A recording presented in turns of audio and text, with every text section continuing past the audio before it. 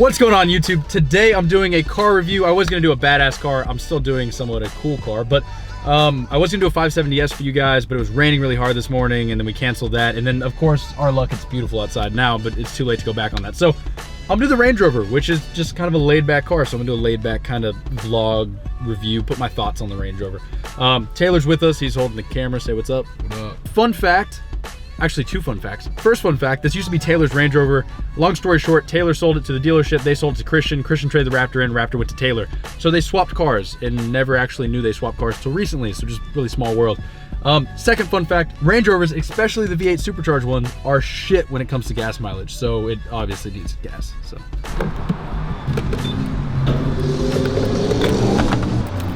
Hot this week. Taylor is a Rover advocate over here. I actually owned one pretty much identical to this, but 1 year newer last year. There's been a lot of Rovers around, and I gotta say, I love the Range Rover. I can easily say this is my favorite SUV of all the SUVs. I know I'm a big Porsche guy, and I should be going for the Macan or the Cayenne, but I'm gonna take the Rover every time if I need an SUV.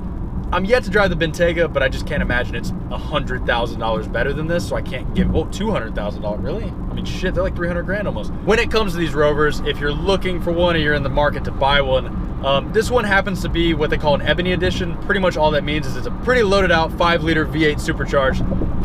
Pretty much all the options come standard with the Ebony Edition, and then you get all the blacked out trim. So the blacked out side grills, mirrors, the roof, the grille, the logos, pretty much everything on it is blacked out from the factory, which looks awesome, especially on a color other than black. This particular one is wrapped. So this car is actually, it is gloss black, but it's currently wrapped in this kind of battleship gray, which I really do like this color. I'll let you guys comment down below what you think of the color, but I really like it. They did a good job wrapping it. So what is a Range Rover? Just playing devil's advocate here for someone that's never heard of them or just maybe has never looked into them before. So they run a sport version and then the full-size version. This is the full-size version. I want to say very high 70s, low 80s, and they'll go all the way up to 170, almost 200,000 for a black pack. The cool thing about the Rovers, if you get a supercharged model, they're fast as fuck. 510 horsepower in a fucking SUV. And a lot of people are gonna say, why would you need that? You don't need that. You probably don't, but it's something so cool about putting your foot down in a fucking Range Rover and the whole front end lifts up a little bit and you just go. Like I said before, the gas mileage is pretty shitty. Probably plan on filling these things up quite a bit, but at the same time, if you're buying a $140,000 SUV, I really don't think gas costs really worry you. I think that's fair to say, right? I don't wanna sound like an asshole, but you're buying a car like this, I don't think extra money at the pump is really gonna matter. Like I said before, I wanna make this kind of a laid back experience because the Range Rover is very laid back. So later on, I'll go over the interior and kind of some features of it as far as like luxury aspects go. But right now we're headed to lunch. Shake Shack.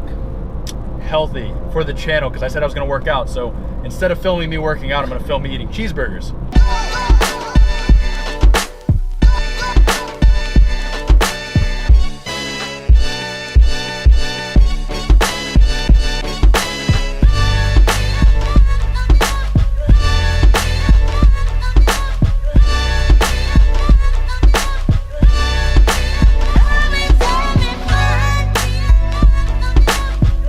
I feel like a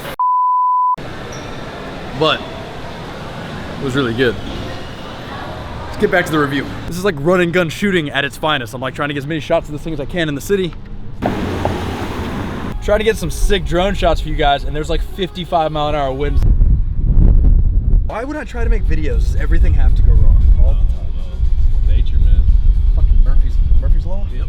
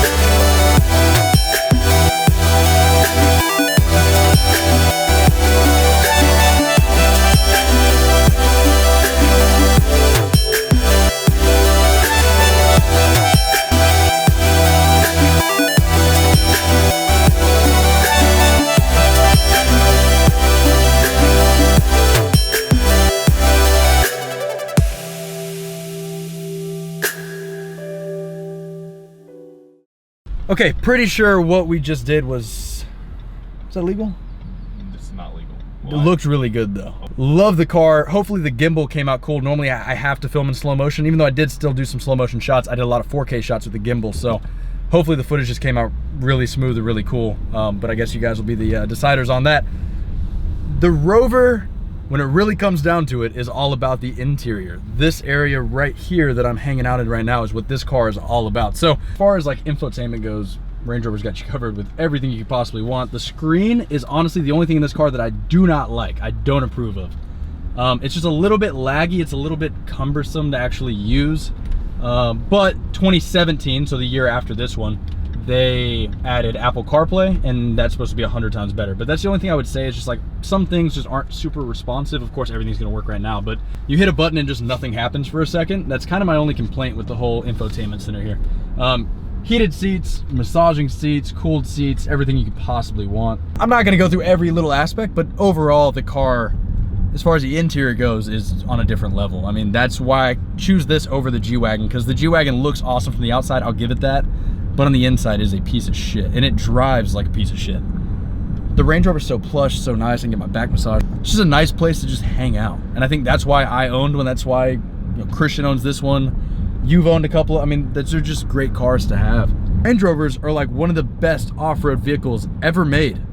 No one uses them to be off-road vehicles because they're so damn expensive, but if you ever actually did, they're insane. Where are we headed? Back to the Casa.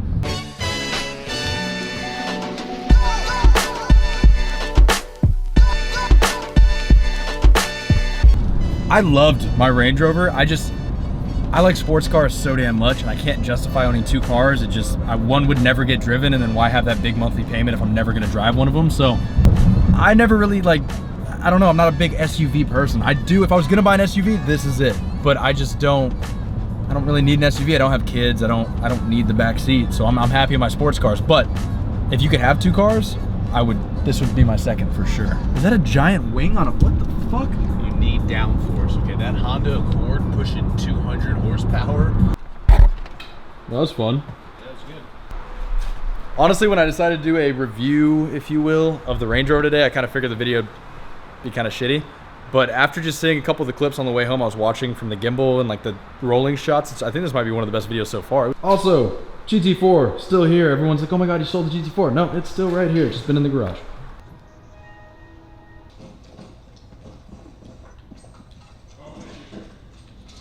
So, gonna wrap up this video. Right now, I'm gonna get all the footage on the computer and start editing and stuff. Expect the 570S maybe next weekend. New R8's lined up. I believe a Rolls Royce somewhere in the future. So more content coming at you and more vlogs kind of on like a more regular interval coming up. So hope you guys enjoyed this video. If you liked it, hit the like button, share, subscribe, and I'll catch you in the next one.